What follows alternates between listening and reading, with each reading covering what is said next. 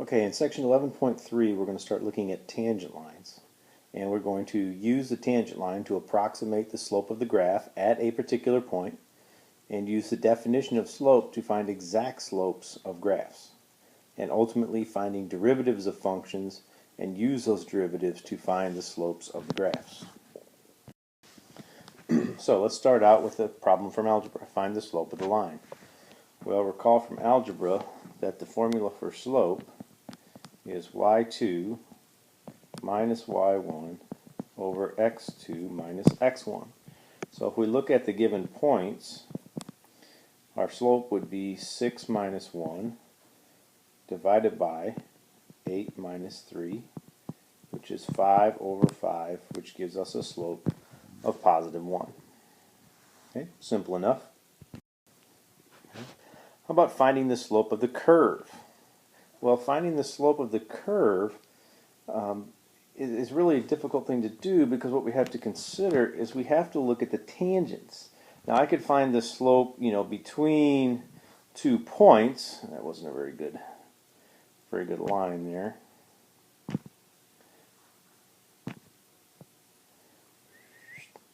Okay. So if I wanted to find the slope between x2, y2 and x1, y1. Okay, that's a secant, and we could find the slope of that by our y2 minus y1 divided by x2 minus x1. Okay, or let's say we wanted to find the slope between these 2 points here. Okay, where we would have this slope over here, we'll just call it m2. It's going to be y4 minus y3 divided by x4 minus x3. Pen's not working too well today. Okay?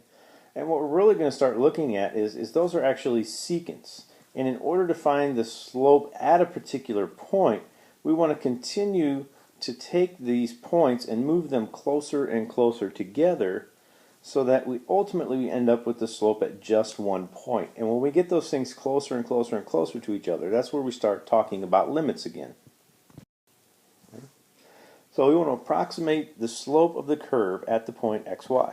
Well, to do that, we're looking at the red tangent line. That red line is tangent to the curve at the point xy. And if we look at the red line, it appears that the red line contains the points 0, 2, and it also contains the point 2, 0. So if we were to find the slope of that tangent line, 2 minus 0 over 0 minus 2 gives us negative 1. Okay? So it would appear that the slope of the curve at the point xy would be a negative 1, because that's the slope of the tangent at that point. Okay. Right, how about this one? Again, approximate the slope at the point xy. So again, we have to look at that line that is tangent to that point on the graph and approximate the slope of that line. Well, it appears it's going through 0, negative 1, and it also looks like it's going through the point 2, 3.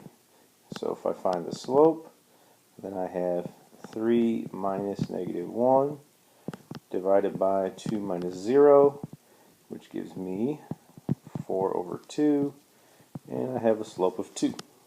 Okay. So the approximate slope of the function f of x equals x squared at this particular point xy, the slope is a positive 2. Okay. So here we have a definition of the slope of a graph.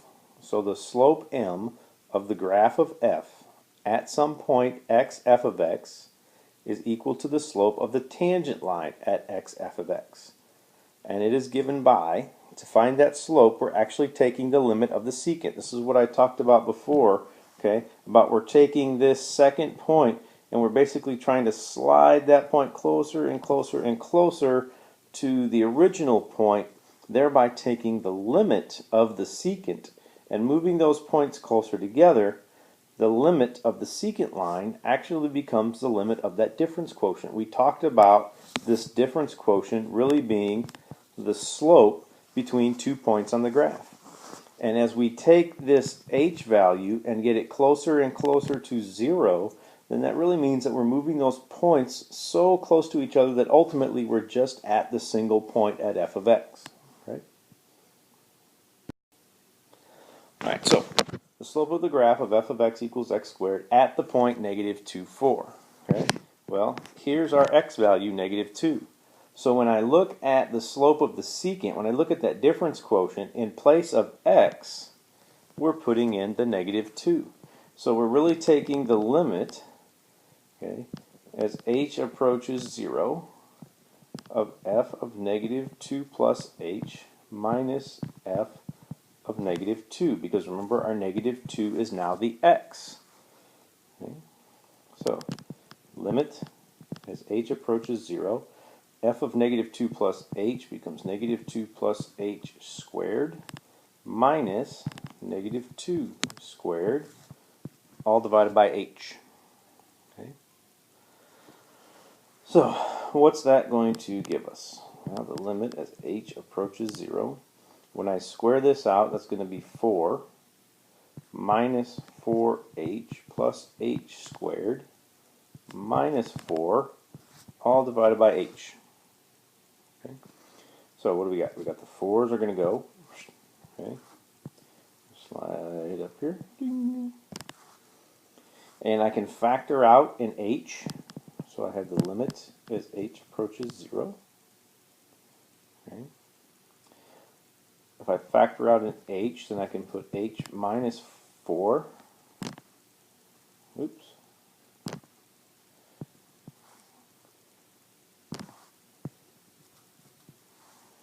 Slide those things back up there.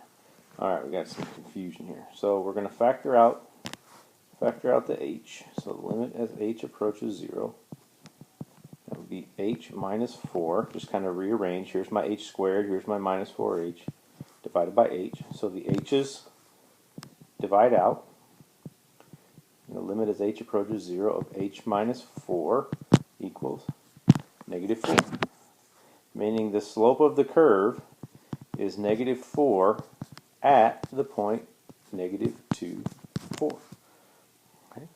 So by using the limit of that difference quotient at the point negative 2, 4, I find out that the slope of the curve at that particular point is equal to negative 4. Okay? Same problem. Find the slope of f of x equals negative 2x plus 4 at negative 2, 4. So again, we're taking the limit as h approaches 0 of f of negative 2 plus h minus f of negative 2, all divided by h. Okay? Well, negative 2 plus h is negative 2 times negative 2 plus h. Oops, I didn't have enough room up there, am I? So just get rid of that. And let's move back down here.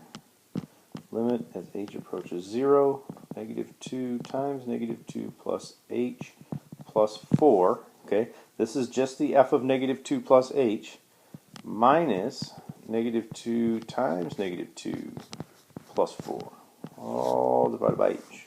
Okay? So limit as h approaches 0.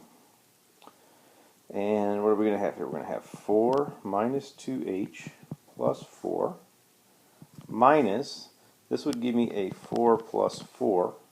Okay, so that's going to give me a minus 8, all divided by h.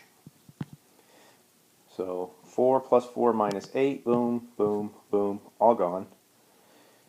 And the h's here would both divide out, because actually now I'm left with negative 2h divided by h, so I have the limit as h approaches 0 of negative 2, which is just negative 2.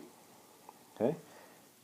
And that's my slope, which should make sense, because if we look back up here, this is slope-intercept form. This is a linear function, and here's my m. There's my slope, negative 2.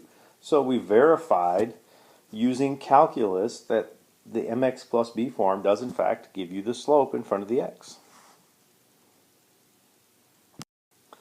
Okay, a little more to this one. Find the slope of f of x equals x squared plus 1 at negative 1, 2 and at 2, 5. So what we want to do is we want to kind of come up with a general formula so that I can find the slope at any given point. Okay? So what we're going to do is we're just going to take the limit as h approaches 0 of that f of x plus h minus f of x over h. Okay? And if you remember from the Khan Academy video, this is really what we call the derivative. Okay? So, taking that limit, as h approaches 0, would be x plus h squared plus 1 minus x squared plus 1, the original f of x, divided by h. Okay? So limit, as h approaches 0, that's going to be x squared plus 2xh plus h squared plus 1 minus the x squared minus the 1, all divided by h. So what's going to happen? X squareds, 0 out. The 1's, 0 out.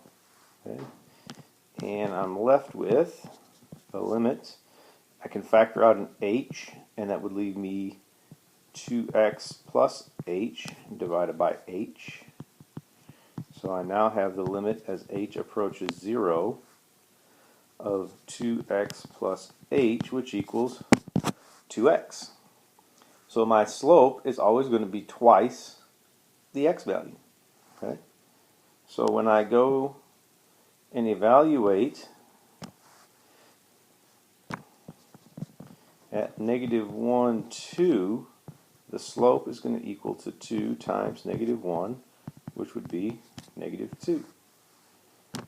And at the point 2, 5, the slope is going to be 2 times 2, which is 4. Okay? So, by using simply the difference quotient, we come up with a generalization and how to find the slope at any given point on the curve by just simply taking the x value and plugging it in. Okay. All right, so we will work some more with these problems of the tangent line and finding the slope of a curve in class. See you tomorrow.